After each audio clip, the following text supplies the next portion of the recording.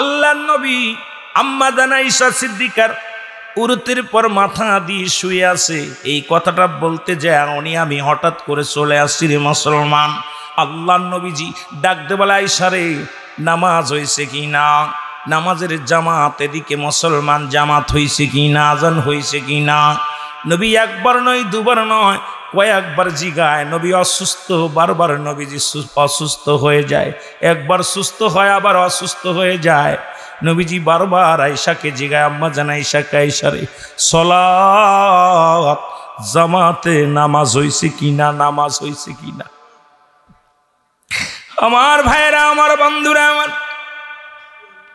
এদিকে সাহাবীরা সময়, অনেক সময় যখন পার হয়ে গেল, হযরত আবু বকর সিদ্দিক রাদিয়াল্লাহু তাআলা আনহু মসজিদে নামাজের ইমামতি করতে লাগলেন। এমন সময় নবীজি বললেন, আয়েশা রে, আমার মাথাটা একটু উঁচু করে ধরো। নবীজির মাথা মোবারক আম্মা জান আয়েশা উঁচু করে ধরলেন। নবীজি দেখে তাকায়া তাকায়া মুসল্লিরা দাঁড়াইছে, আর হযরত আবু বকর সিদ্দিক রাদিয়াল্লাহু তাআলা আনহু ওই জামাতের ইমামতি করে। জোরে বলেন মারহাবা। আল্লাহ নবীর চোখ দিয়া দর দর করে পানি ছেড়ে দিছে রে। আম্মা জান আয়েশা বুঝতে পারে নাই। আম্মা জান আয়েশা চিন্তা করে, আজকে আমার স্বামী চোখের পানি ছাড়ার পিছনে কারণ কি? কারণ একে তো হলো আমার আব্বা জান ইমামতি করেন, আমার আর বুঝতে বাকি নাই আমার নবী দুনিয়ার মধ্যে আর বেশি কম থাকবে না, নবীজি দুনিয়া থেকে চলে যাবে।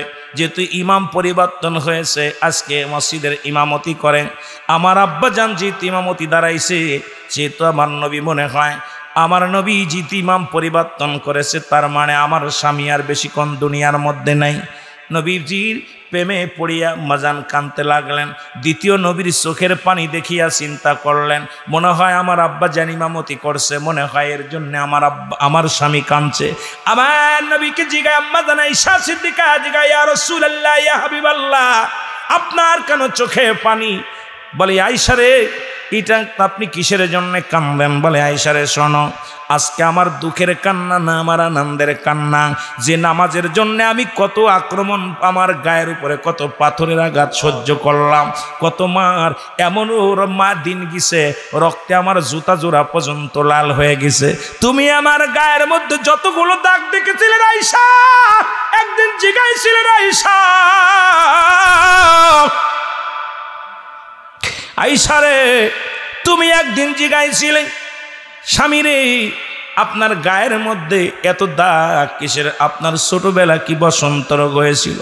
তখন আমি বলেছিলাম, আয়েশা রে, তুমি কি জানো না তোমার নবী রাহমাতুল লিল আলামিনের গায়ের মধ্যে কোনো মশা মাছি লাগে না।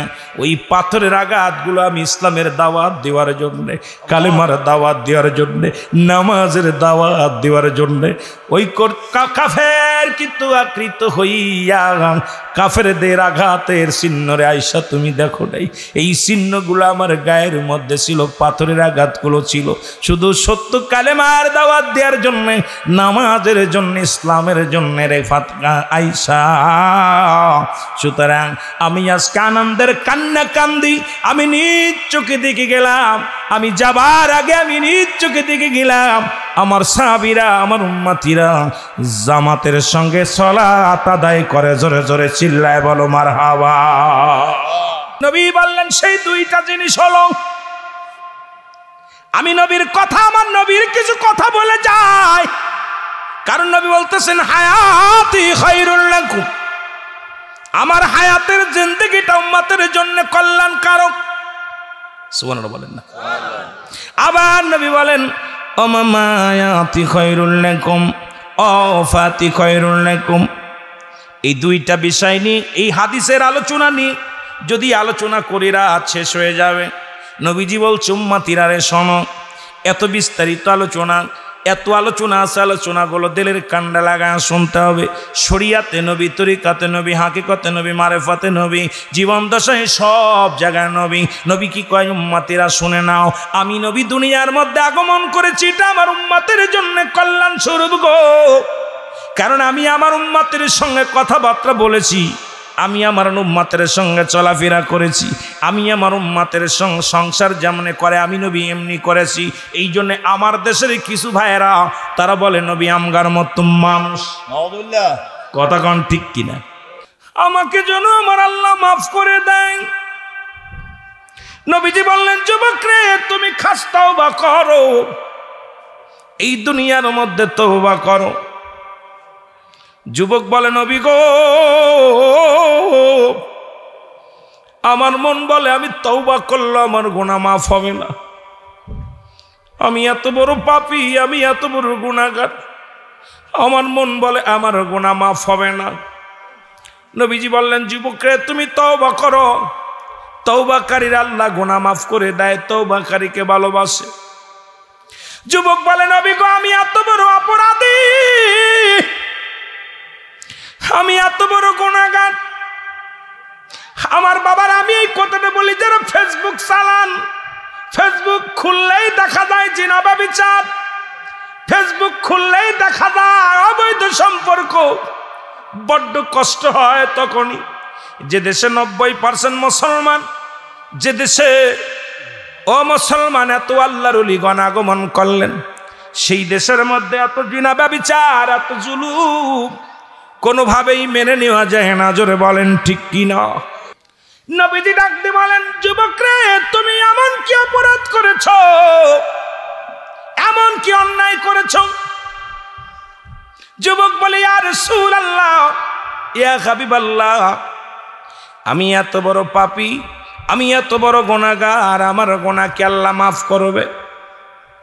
নবীজি বললেন, যুবক রে তুমি এত কি অপরাধ করেছো একবার বলো। বলে, নবী গো আপনি কি জানেন না মক্কা মদিনায়, মক্কা মদিনার কবর গোরস্থানে কাপড়ের কাপড় চুরি হতো।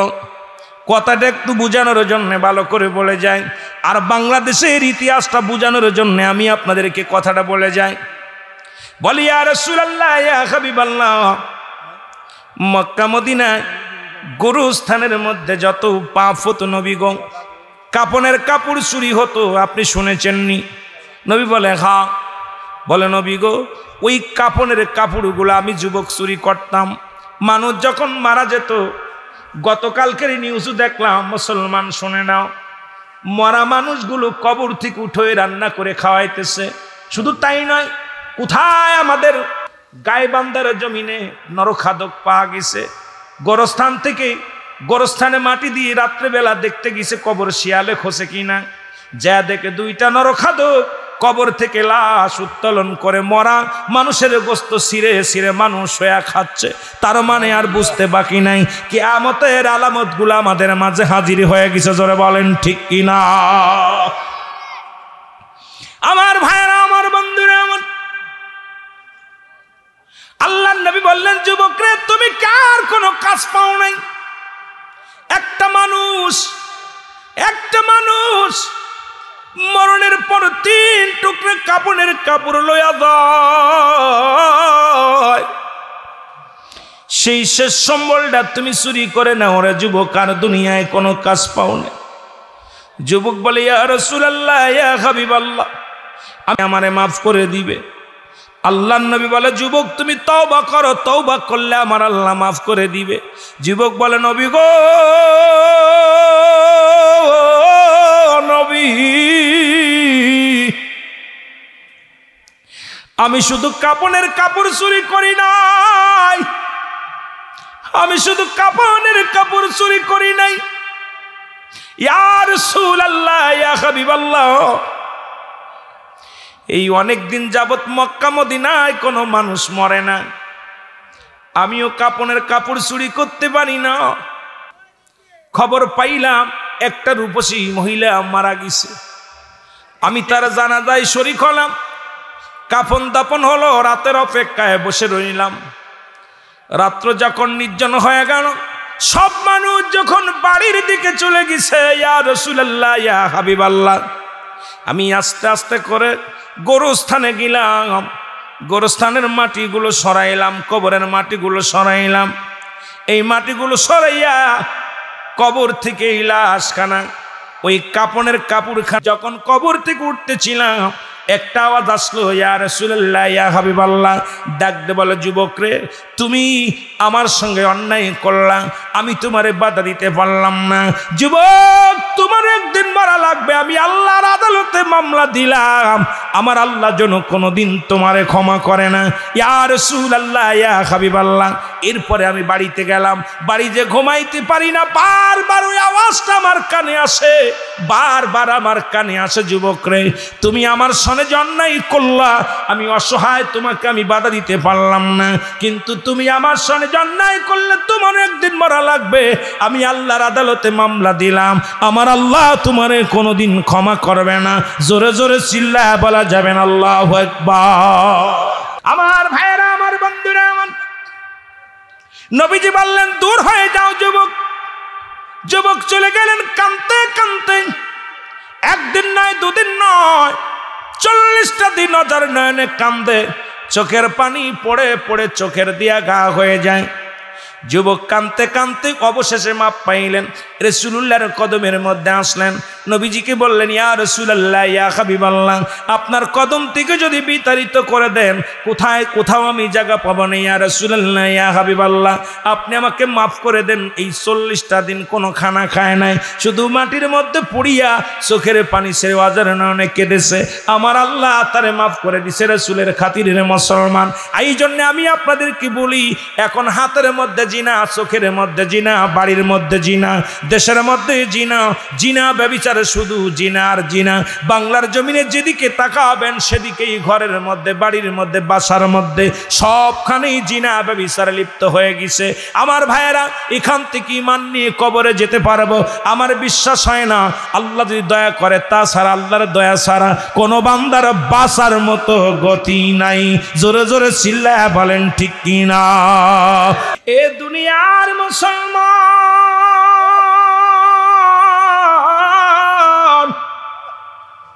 আমি শুরুর দিকের কথাগুলো বলে যাই। পৃথিবীর মধ্যে আসার সিরিয়াল আছে, যার কোনো সিরিয়াল নাই। দেখা যায় মুসলমান, বলতেছিলাম দুইটা টাইমে মরণ, একটা হলো রাতের বেলা, একটা হলো দিনের বেলা। কুল্লু নাফসিন যায়কাতুল মাউত। আল্লাহু আকবার বলেন না? প্রতিটা প্রাণেরই মৃত্যু স্বাদ গ্রহণ করতে হবে।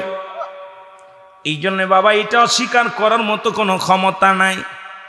এ মুসলমান, দেখা যায় পৃথিবীর মধ্যে আসার একটা সিরিয়াল আছে, যার কোনো সিরিয়াল নাই।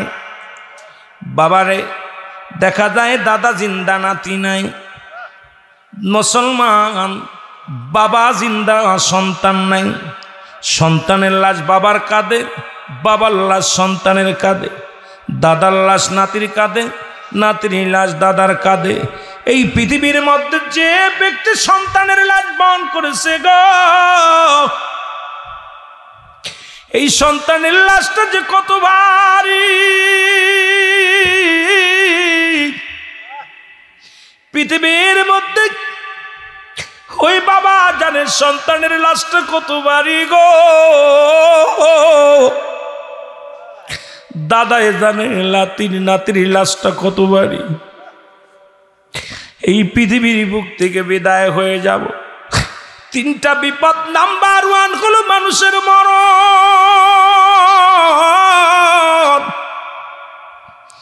নাম্বার 2 হলো কবর, নাম্বার 3 হলো কিয়ামতের ময়দান। এই তিনটা বিপদ দুনিয়ার মধ্যে বড় বিপদ।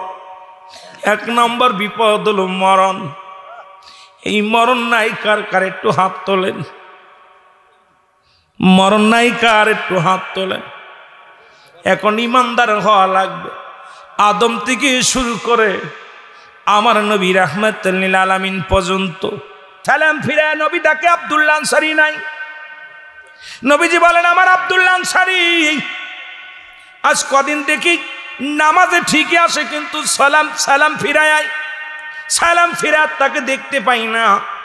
সাহাবীরা বলে, ইয়া রাসূলুল্লাহ ইয়া হাবিবাল্লাহ, আপনার আনসারী নিশ্চিত কোনো দুনিয়ার প্রেমে পড়ে গেছে, দুনিয়ার কোনো ঝামেলার মধ্যে আছে। নবী কয়, না, আমি নিজে খবর নিব, আনসারীর খবর নিব।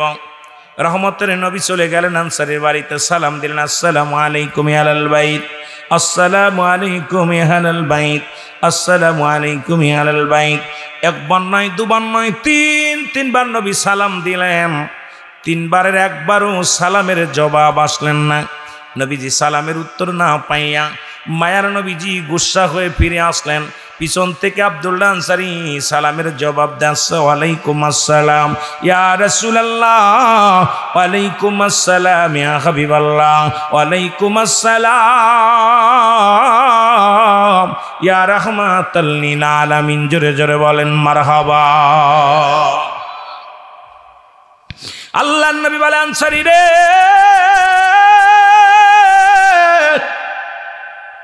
আমি তিনবার সালাম দিয়েছিলাম, তুমি তিনবারই সালামের জবাব দিলাম।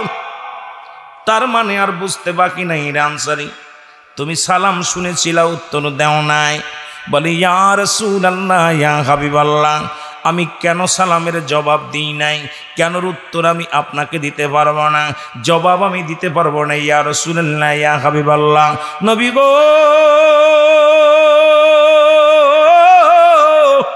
যদি দয়া করে একটু আমার বাড়ি যাইতেন, তাহলে আমি কেন সালামের জবাব দিইনি বলতে পারতাম। নবীজি বলেন, চলো আনসারী চলো। নবীজি আনসারীর সঙ্গে চললেন, বাড়িতে চলে গেলেন। বাড়ি যা যখন দরজা খুলে দিলেন, দরজা খোলার সঙ্গে সঙ্গে দেখতে পাইলেন ঘরের মধ্যে বিশাল একটা গর্ত খোঁড়া। নবী বললেন, আনসারী রে, তোমার ঘরের মধ্যে এত বড় গর্ত খোঁড়া কেন?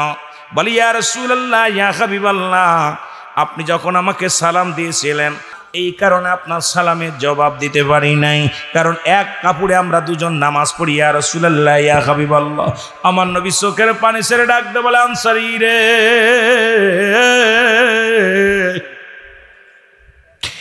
আনসারী রে, তুমি এক কাপড়ে দুজন নামাজ আদায় করেছো। আমি নবী কথা দিলাম, আমি নবী ওয়াদা করলাম, ইয়াউমাল কিয়ামতের ময়দানে আমি নবী তোমাদের দুজনকে হাত ধরে জান্নাতে নিয়ে যাব। জোরে জোরে চিল্লায় বলা যাবে না মারহাবা। আমি যে কথা বলতেছিলাম, আজকে বাংলার জমিনে, এই বালাকোটের জমিনে এমন কোন গরিব নাই রে যার এক টুকরা কাপড় আছে, যে ফকির তার 5 থেকে 6 টুকরা কাপড়। এখন নামাজ কেমনে বাদ দিবা বুঝি আসে না। এত নামাজের ওয়াজ করে লাভ কি? আগে শুনে নাও, নবীর সাহাবীরা যদি এক কাপড়ে নামাজ আদায় করতে পারে স্বামী স্ত্রী, এখন আমাদের মধ্যে যে ব্যক্তি সব চাইতে গরিব, তারও 2-3টা টুকরা কাপড় আছে রে মুসলমান। এই জন্য কোনো সাবাল্যক, কোনো সাবাল্লিকার জন্য কোনো মাপ নাই নামাজে। নামাজ তুমি দাঁড়ায়া পড়তে পারো না, বয়া পড়ো, বয়া পড়তে পারো না, শুয়া পড়ো, শুয়া পড়তে পারো না, তুমি ইশারায় পড়ো, তবু নামাজে কোনো ছাড় নাই। মেয়েদের জন্য ছাড় আছে, আল্লাহ তাআলা তাদের জন্য 3 দিন 7 দিন পর্যন্ত তাদের ছাড় দিয়েছে রে মুসলমান। এর চাইতে 2-4 দিন বেশিও হতে পারে রে মুসলমান, কিন্তু পুরুষের কোনো মাপ নাই। তুমি সফরে গেছো, 4 জায়গা 2 পড়ো, তবু তো নামাজ তোমার আদায় করো, ফরজটা তুমি আদায় করো। এখন আল্লাহর বিধান না মানিয়া যদি দুনিয়া থেকে চলে যাও, যে কথা আমার বক্তা বলতেছিলেন ওই কথাটা আমি বলে যাই, রহমতের নবী শেষ সময় আসরের নামাজ হবে গো,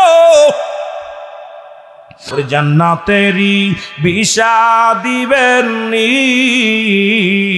গো নবীজি, জান্নাতেরই বিষা পাবনি। বলেন, জান্নাতেরই বিষা পাব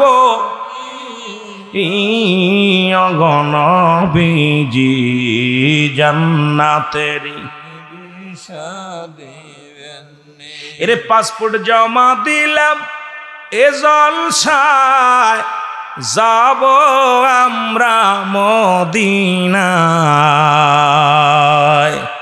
পাসপোর্ট জমা দিলাম, এই জলসায় যাব আমরা মদিনায়। দয়া করে দিদার পাবনি গো নবীজি, জান্নাতেরই। আস্তে আস্তে আলোচনায় ডুব দেন না জোরে। আরে জান্নাতেরি বিষা পাবনি গো নবীজি, জান্নাতেরি ও নবী ও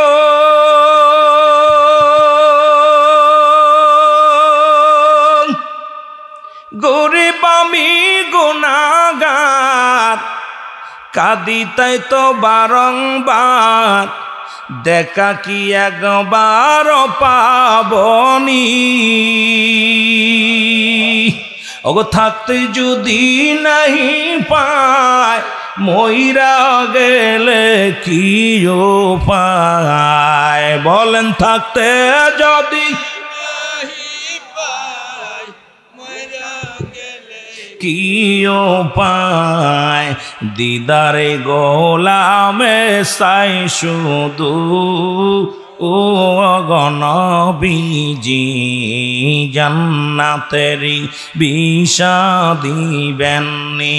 বলেন জান্নাতেরি বিষা পাবো নি গো নবীজি, জান্নাতেরি বিষা দি।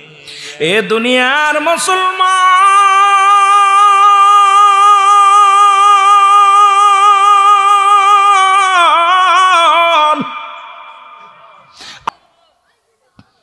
নবীজি ইন্তেকালের আগেও দেখে গেছে সাহাবীরা জামাতে সালাত আদায় করে। আর আজকে আমাদের মুসল্লিদের অবস্থা, রমজান মাস আসলে 15 দিন মোটামুটি 10-12 দিন মুসল্লি একটু বাড়ে, 10 দিন মোটামুটি বাড়ে, এরপরে কমে যায়, আবার শেষের 5 দিন মোটামুটি একটু দেখা যায়। জোরে কোন ঠিক কিনা? আহারে নামাজ সালাত, আজকে তাহলে নামাজ অস্বীকার করার মতো কোনো ক্ষমতা কারুর নাই। নামাজ পড়তে হবে, জোরে বলেন ঠিক কিনা? সমস্ত খারাপ কাজ থেকে বাঁচায় নামাজে। এই নামাজের যত্নবান হতে হবে। যে কথাটা আমার ভাই বলতেছিল যে শেষ জীবনে নবী ইন্তেকালের আগের সোমবারের কথা বলতেছিল, যে ওয়াজটা আমি আমার কানে শুনেছিলাম, ঠিক একইভাবে নবীজি জামাতের জন্য এত গুরুত্ব দিয়ে গেছে, এত কষ্ট করে গেছে নামাজ সালাতের জন্য। আমরা কি সেই নামাজ আদায় করতে চাই কি চাই না? জোরে বলেন চাই কি চাই না? নারায়ে তাকবীর, নারায়ে রিসালাত, নারায়ে রিসালাত, নারায়ে গাউসিয়া। মোহব্বতের সঙ্গে দুরূদ শরীফ পড়েন আল্লাহুম্মা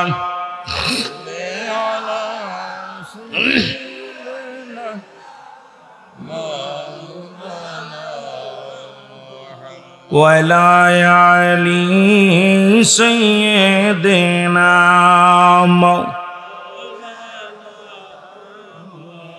এ মুসলমান, আমি কয়েকটা কথা বলে যাই। নবী বললেন শুধু নবীর কথাগুলো শোনা নাও, তারপরে আমি আলোচনায় যদি সময় পায় যাব। কয়েকটা গল্প আগে করে নি রে মুসলমান। নবী বললেন সাহাবীরা রে, আমি নবী কথা দিলাম, তোমরা যদি 2টা জিনিস হেফাজত করতে পারো, আমার কাছে জামিনদার হতে পারো, আমি নবী তাদেরকেও হাত ধরে জান্নাতে নিয়ে যাব। এখন রাসূলুল্লাহর সঙ্গে কে কে জান্নাতে যেতে চান একটু হাতখানা তুলে দেখান। আমার বাবারা মারহাবা বলেন।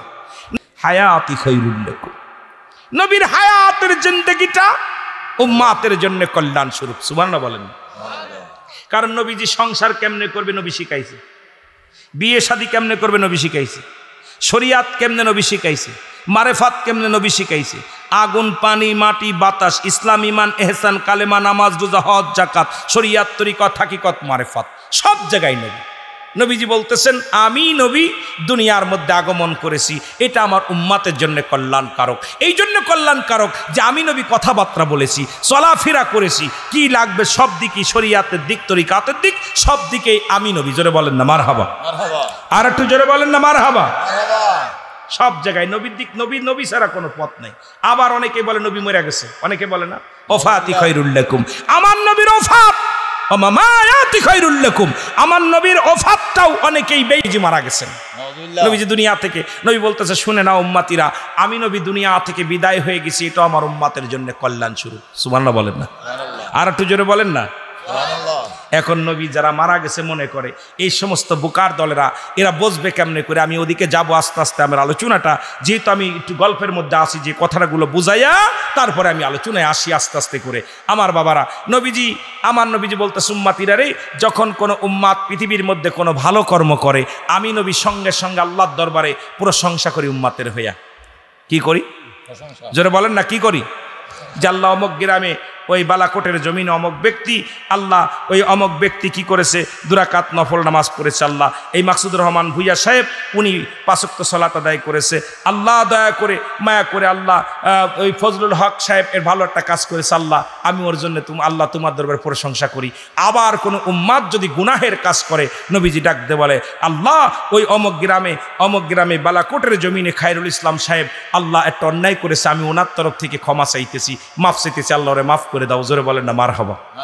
আরো জোরে বলা যাবে না মারহাবা? আস্তে কইবেন না জোরে কইবেন? তাহলে সেই নবীজির পক্ষে থাকার দরকার আছে কি? যে নবী দুনিয়া থেকে বিদায় নিছে আপনার আমার জন্য, দুনিয়ায় আসছে আপনার আমার জন্য, মারহাবা বলা যাবে না? এই নবীর পক্ষে থাকার দরকার আছে না? জোরে বলেন আছে না? একটু মহব্বতের সঙ্গে দুরূদ শরীফ পড়েন। আল্লাহুম্মা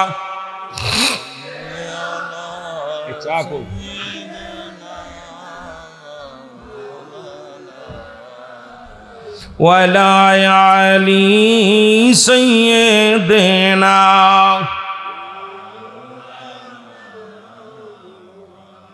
এ আমার ভাইরা, আমার বন্ধুরা, আমার আর একটু জিকির করেন, লা ইলাহা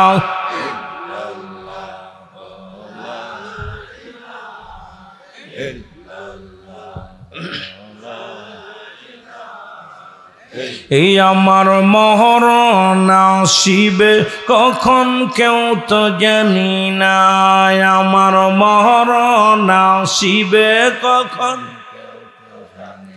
এই আমি চলে যাব আমায় তোমরা ভুইলা যাও না, আমি চলে যাব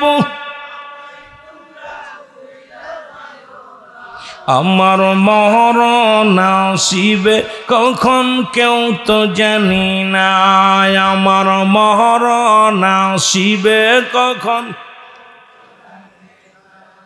টাকা পয়সা দালান কোঠা জাগা করেছি, সব কিছু ফেলাইয়া আজি একাই চলেছি রে, আমি সব কিছু ফেলাইয়া আজি একাই চলেছি। আমি যাবার কালে ভেবে দেখি আমার কেহ নাই, আমি যাবার কালে ভেবে দেখি